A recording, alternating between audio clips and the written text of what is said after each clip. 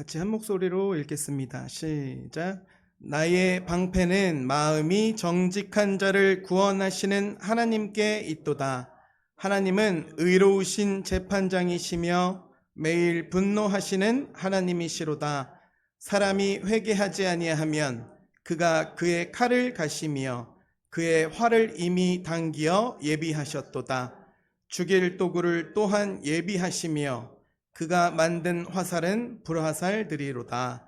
악인이 죄악을 낳으며 재앙을 베어 거짓을 낳았도다.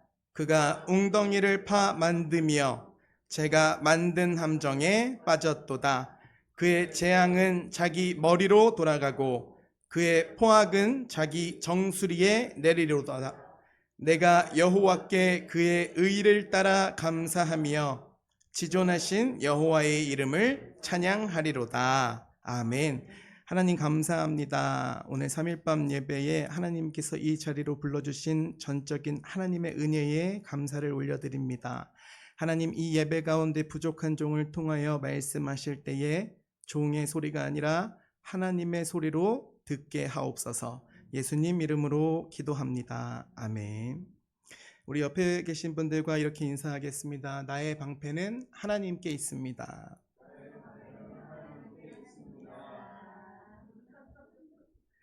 휴일이니까 좋네요. 나의 방패는 하나님께 있도다 라는 주제로 오늘 은혜 받기를 원합니다. 살다 보면 스스로 마음에 걸리는 질문들이 생길 때가 있어요.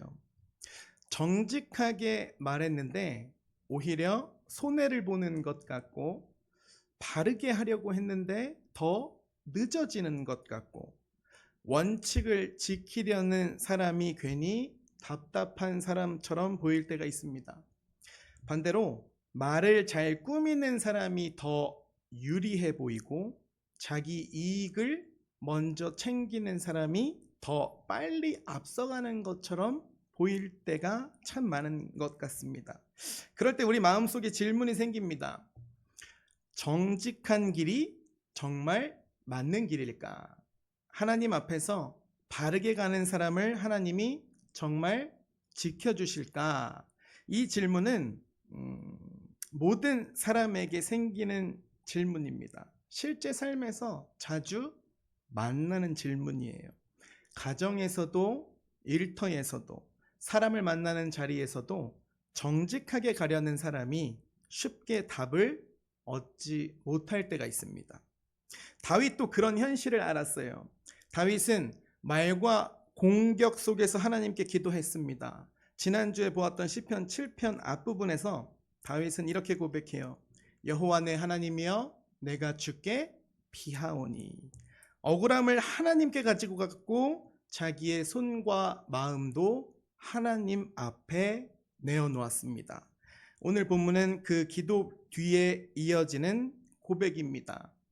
다윗은 오늘 본문에서 정직한 길이 흔들려 보이고 악한 길이 강해 보이는 세상 속에서 성도는 무엇을 믿고 살아야 하는지를 말해줍니다. 오늘 우리는 이 질문을 가지고 말씀 앞에 은혜 받는 시간이 되기를 소원합니다. 정직한 길이 손해처럼 보일 때 성도는 무엇을 믿고 살아야 할까요? 첫 번째, 성도는 하나님이 정직한 자의 방패이심을 믿어야 합니다. 10절을 같이 읽어보겠습니다. 시작. 나의 방패는 마음이 정직한 자를 있도다. 아멘. 다윗은 지난 본문에서 억울한 말과 공격 앞에 하나님께 피했습니다. 그리고 오늘 10절에 이렇게 고백해요. 나의 방패는 하나님께 있도다. 다윗은 지금 자기를 공격하는 사람들 앞에 서 있습니다. 억울한 말을 듣고 있고 거짓된 비난도 받고 있어요. 그런데 다윗은 그런 상황에서도 사람을 의지하지 않습니다. 자기의 힘을 믿지도 않아요. 다윗은 하나님만 바라봅니다. 하나님이 자기 방패가 되시고 하나님이 자기를 지켜주신다고 신뢰하고 있는 것입니다. 여기서 방패라는 것은 전쟁터에서 실제로 공격을 막아주는 도구를 말합니다. 칼이 오고 화살이 오고 공격이 들어올 때 몸 앞에서 막아주는 것이 방패예요. 그래서 다윗이 나의 방패는 하나님께 있도다 라고 고백할 때 하나님이 실제로 자신을 지키고 보호해 주신다는 뜻입니다. 공격이 들어와도 하나님이 막아주시고 위험 가운데에서도 하나님이 건져주신다는 믿음의 고백입니다. 그런데 10절은 이렇게 말해요. 마음이 정직한 자를 구원하시는 하나님. 여기서 마음이 정직한 자라는 것은 신앙으로서의 완벽한 사람을 말하는 것이 아니라 원어로 보니까 이렇게 되어 있어요. 마음이 굽어 있지 않고 하나님 앞에서 바른 길을 향하는 사람이라고 되어 있습니다. 자기 마음을 꾸미지 않고 하나님 앞에서 정직하게 살려는 사람입니다. 잘못이 있으면 하나님께 돌이킵니다. 억울함이 있으면 하나님께 가져가요. 마음을 속이며 살지 않으려는 사람입니다. 왜요? 정직하게 살려는 사람이니까요. 하나님은 그런 사람의 방패가 되어주십니다. 정직하게 말하면 손해보는 것처럼 느낄 때가 있죠. 바르게 처리했는데 알아주는 사람은 없고 말을 잘 꾸미고 부풀리는 사람이 더 유리해 보일 때가 있습니다. 자기 이익을 먼저 챙기는 사람이 더 빨리 가는 것처럼 보일 때도 있어요. 그때 나도 저렇게 해야 하나? 정직하게 가는 것이 정말로 하나님 앞에서 맞을까? 이런 질문들이 생겨요. 그때 우리 성도님들은 오늘 말씀 10절을 다시 묵상하시기를 바랍니다. 나의 방패는 마음이 정직한 자를 구원하시는 하나님께 있도다. 결국 우리를 지켜주는 것은 거짓말도 아니고 남보다 앞서가려고 쓰는 잔꾀도 아닙니다. 사람들의 인정이나 평가가 우리의 인생을 끝까지 책임져 주지 못한다는 것입니다. 다윗이 고백한 것처럼 우리의 방패는 하나님이십니다. 우리를 끝까지 지키시는 분도 하나님이십니다. 잠언 30장 5절입니다. 같이 읽어보겠습니다. 시작. 하나님의 말씀은 다 순전하며 하나님은 그를 의지하는 자의 방패시니라. 아멘. 잠언도 같은 고백을 해요. 하나님은 그를 의지하는 자의 방패시랍니다. 성도는 자신의 힘만 믿고 살아가는 사람이 아닙니다. 하나님을 신뢰하면서 살아가는 사람이에요.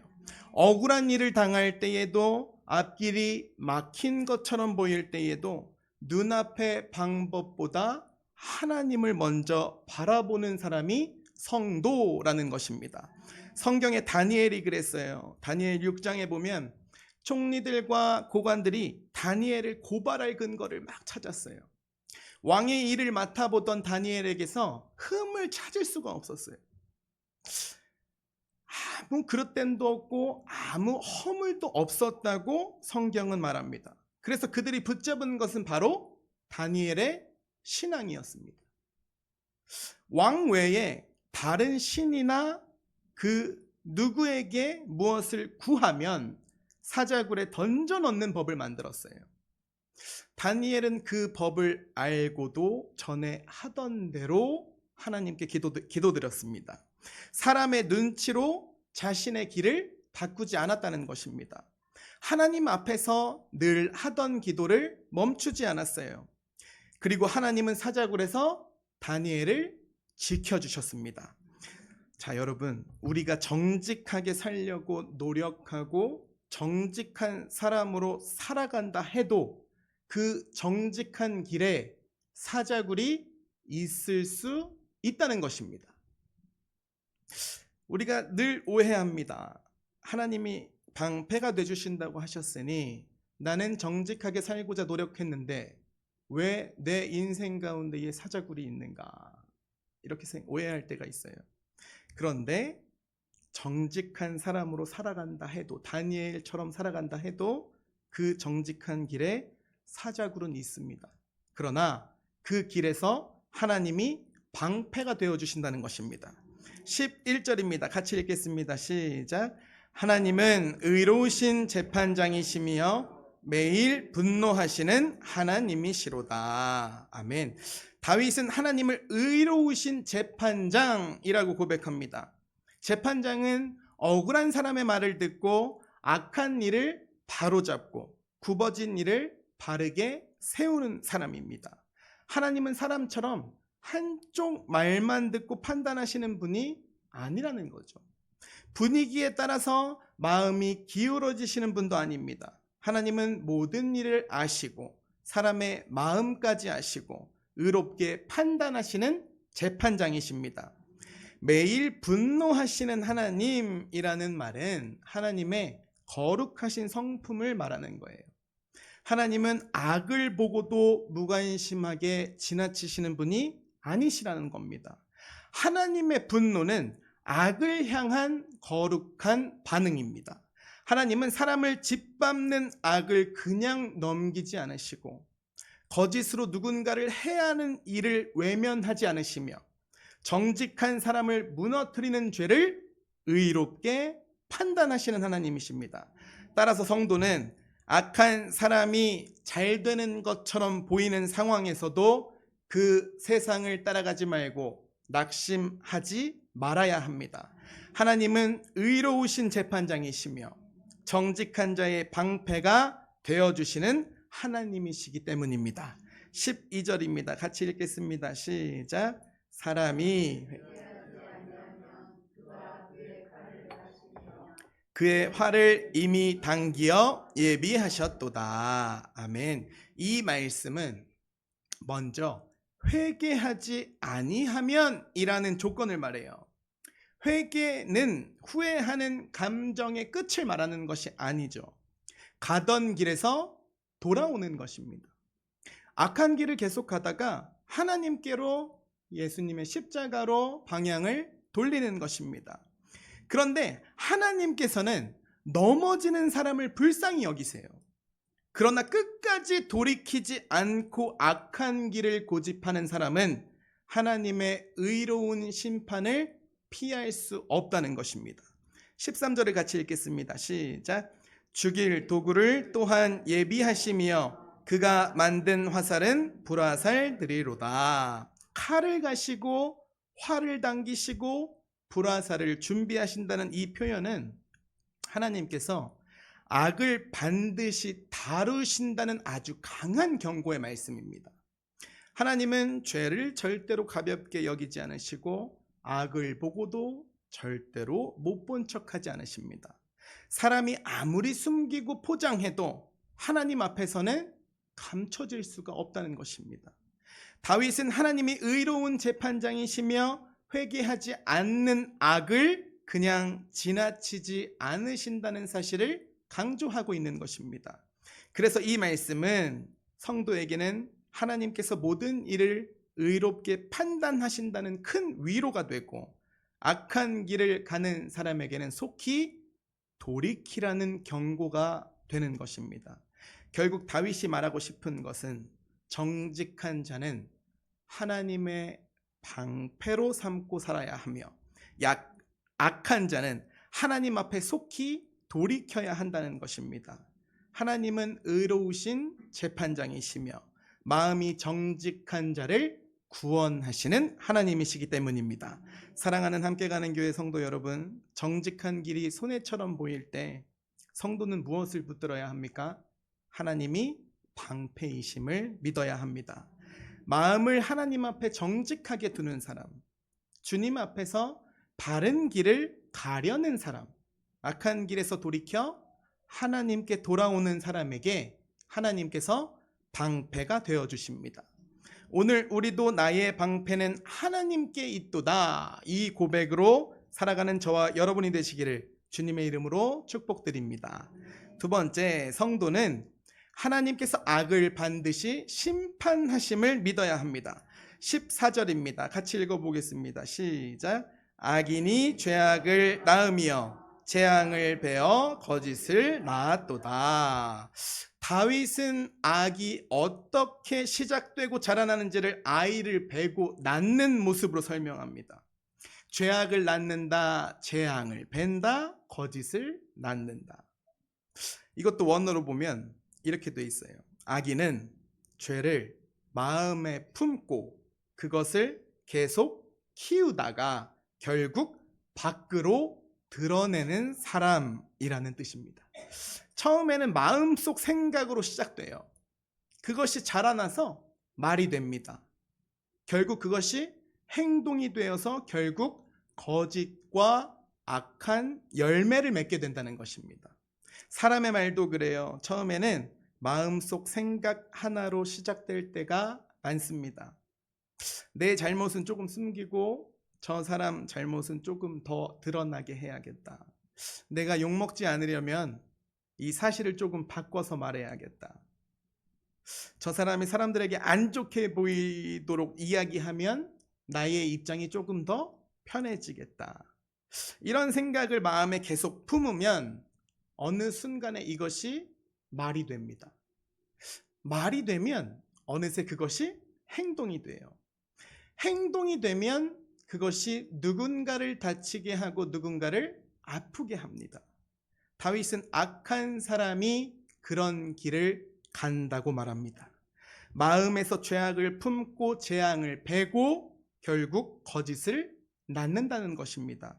여기서 거짓이라는 것은 사실과 다른 말 한마디를 뜻하는 것이 아니라 성경에서 말하는 거짓은 사람을 속이고 관계를 깨뜨리고 공동체를 혼란스럽게 하고 결국 하나님 앞에서 바른 길을 떠나게 만드는 모든 말과 행동을 포함합니다.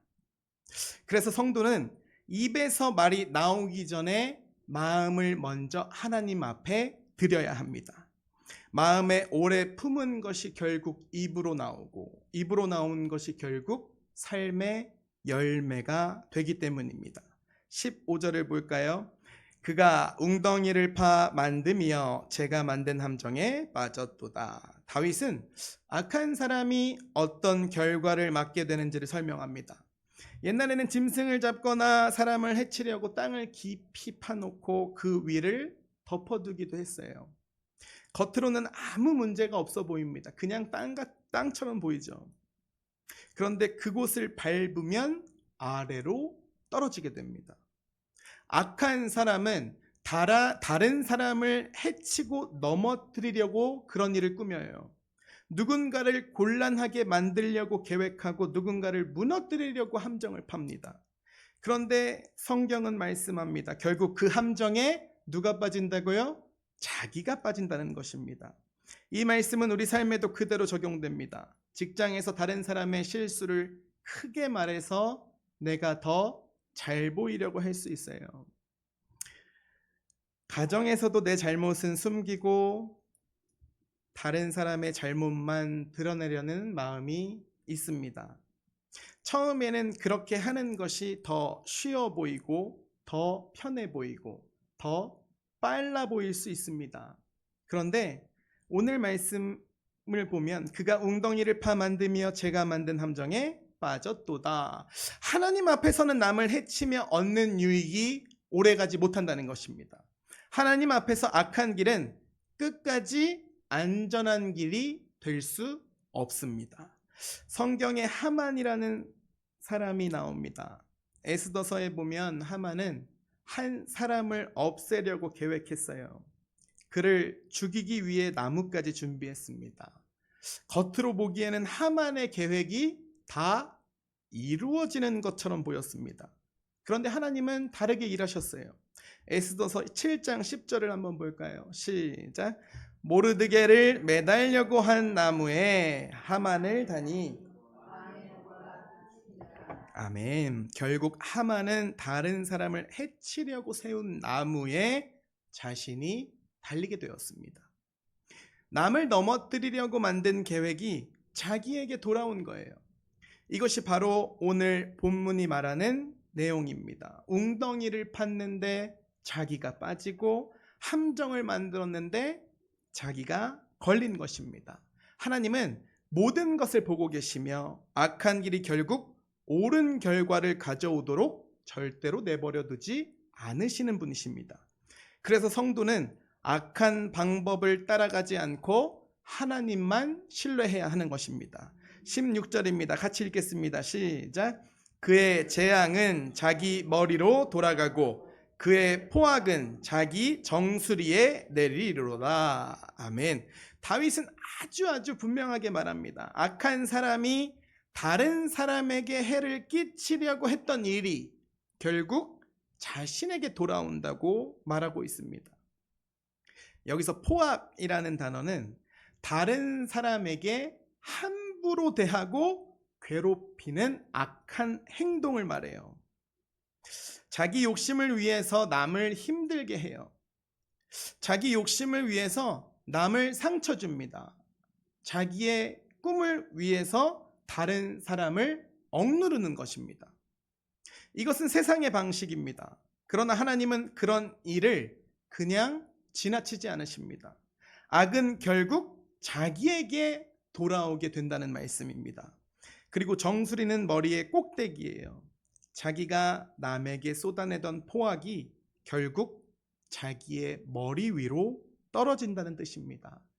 하나님이 보시는 세상에서는 악이 공중에 사라지지 않습니다. 남을 향해 던진 말, 남을 해치려고 만든 일, 남을 밀어내려고 꾸민 일이 결국 자기에게 돌아온다는 것입니다. 다윗은 이것을 믿고 있어요. 악한 길은 잠시 힘이 있어 보여도 끝까지 복된 길은 될 수 없다는 것입니다. 자, 보세요, 여러분. 우리는 악한 사람이 당장 잘 되는 것처럼 보일 때 마음이 굉장히 조급해질 때가 있어요.